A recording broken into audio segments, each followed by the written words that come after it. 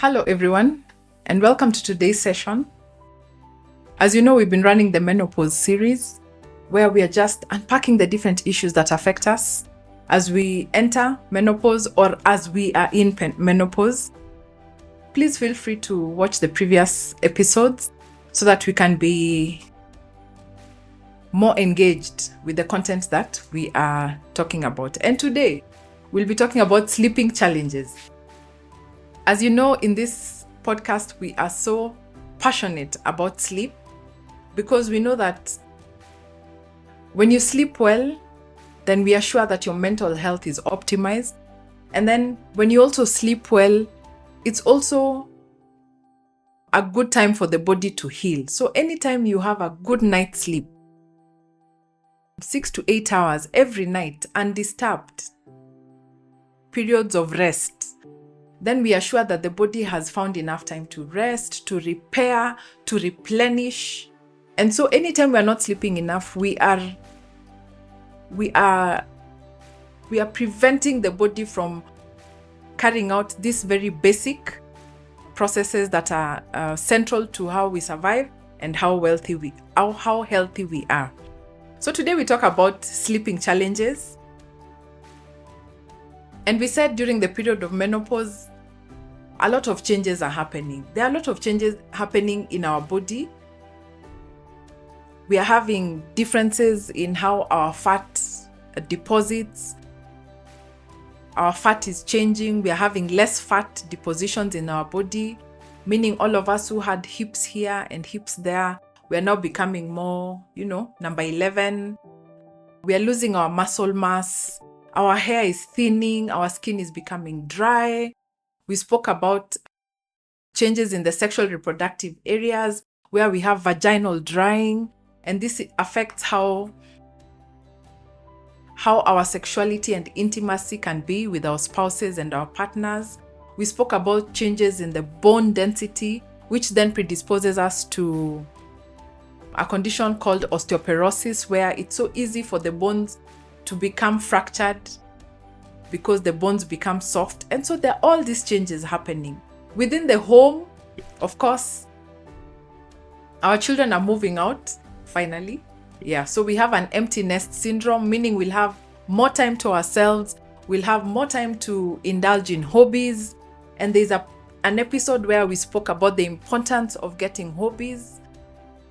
And we said that anytime we learn new skills and new hobbies, and we engage with things like playing chess or learning how to play the piano, then we reactivate our brain and we ensure that the whole brain is activated or engaged, which then increases neuroplasticity. And remember, we said neuroplasticity is just the ability of the brain to form new connections, which then keeps our mind agile, our memory optimized, and that we don't go ahead to develop dementia and Alzheimer at a very young age. And so all these are associated with sleep. We are saying sleep well so that your brain is optimized. So at the home as well, as a couple, you've always been taking care of children who are always knocking your door and disrupting your intimate time. And so there's more time to be intimate with your partner. As an individual, there's a lot of reflection that is happening where you're thinking back on all the things you have done as regards your career, your relationships, your investments, your health choices, on and on. And there's a lot of reflection going on. Yeah. And so all these changes are happening during the menopausal period.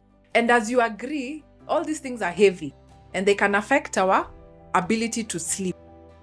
But what we are saying is that we want us to sleep. We want us to have good quality sleep as often as we can. We also mentioned hot flashes, and we said hot flashes can be one of the reasons which disrupts our sleep. We are busy sleeping and then we start sweating and feeling hot at night, which then necessitates us to wake up and remove clothes because we have a lot of sweat and our bodies and our clothes are drenched with sweat. And all these things affect our sleep.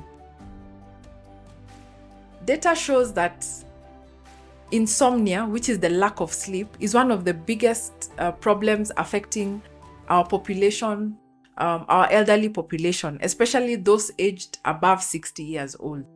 So they want to go to sleep, but they are unable to go to sleep. And so what happens is that they have trouble falling asleep, they have trouble staying asleep, and even when they sleep, they wake up several times at night.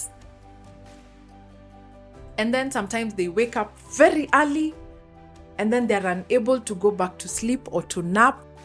And then because of the inconsistency of their sleeping patterns, they are tired during the day. You'll always find old people, they're in a meeting and they're literally sleeping. Their eyes are closed or they're nodding, they're nodding off, but you can see that they are literally asleep. And so all these are changes that are happening in the older population because they also wake up tired. So you also find that during the afternoon, they take afternoon naps. Yeah, but that is not good sleep etiquette. We should be able to sleep when we are supposed to sleep. And then the rest of the day, we should be fresh and energized to face life's issues as they come, right? And so there are several things that people can do to try and mitigate these sleep challenges, especially in this population. Remember, we've said that there are many physical things that can be making them to be unable to sleep. Maybe the hot flashes, maybe the hormonal changes, maybe the different changes that they're facing in their life. So one of the things they can do is take a drug called melatonin. Melatonin is a drug that's very important. It's useful in helping us to go to sleep. However, it can only be used for short periods of time. And especially people who travel for long, people who are used to traveling for long periods and are always on the move and they suffer jet lag a lot. You'll always find them with this drug. They always carry this drug because then they're able to defeat the jet lag faster and they're able to be more useful in the meetings that they are engaged in, right? Remember we said lack of sleep causes irritability, mood changes, you're always tired, you have memory fog, you're forgetful. And so we want all of us to be well rested and well slept. So the second thing you can do is go to bed early. Go to bed early and then wake up early. And I remember there's a song we used to sing when you were small, go to bed early and wake up early. Very, very, very standard song. However, it doesn't always work like this. I've also noticed that people who do a lot of night shifts, the healthcare providers and a lot of people who work at the factories, they're unable to, because of the consistent exposure to night shifts, they're unable to then sleep in a normal sleep cycle like everyone else because their sleep has been disrupted for so long. But for the rest of us who are able to get into bed at 8 and wake up the next day at 6 or at 5, please get to bed early, sleep early, wake up early. The next thing you need to do is to follow a regular sleep pattern so that the time you go to bed on Monday should be the time you go to bed on Tuesday, should be the time you go to bed on Wednesday, and on and on and on and on, so that the body is able to get used to that. I'm sure you have noticed that if you are used to having your lunch at 1 o'clock and then you're held up in a meeting somewhere and the meeting goes on and on and on and you don't have access to your phone or to your wristwatch, that at 1 o'clock your body will tell you that it's hungry. And that's the ability of the body to have a circadian rhythm where the body automates the activities that are always carried out around it. So if your body knows that every day at 7 o'clock it takes breakfast and at 1 o'clock there's lunch, I'm telling you, I promise you, at 7 o'clock your body will be hungry. And at 1 o'clock your body will be asking for food. But the day you start fasting and you start having your first meal at 11 o'clock, your body will forget that 7 o'clock and will switch. And now the body will be asking for food at 11 o'clock. What we are saying is that the body is malleable. We are able to restructure and reorganize our patterns, our behavioral patterns, and build good patterns which enhance our health. So what we are saying is that if you follow regular sleep patterns, then your mind will automatically know that at this point in time, I should be sleeping. And it will behave as such. Yeah? Avoid sleeping in the afternoon. Straightforward. When you sleep in the afternoon, it means you have covered a portion of your sleep. And so when it will be time for you to go to bed, you will not have any sleep. It's very straightforward. So don't sleep in the afternoon so that you're very tired by the time you're going to bed, so that you're able to sleep a full night and get the benefits of adequate sleep. Develop a bednight routine. Start telling your body that it is almost bedtime. After dinner, and you should have dinner 2 hours before you go to bed. After dinner, have a hot cup of chocolate. Sit down with your family members, have a 10-minute, discussion. Then after that, go to your room, change into your pajamas, read a book so that you're not using your phones and your computers before you go to bed. After you've read the book, say your prayer and go to bed.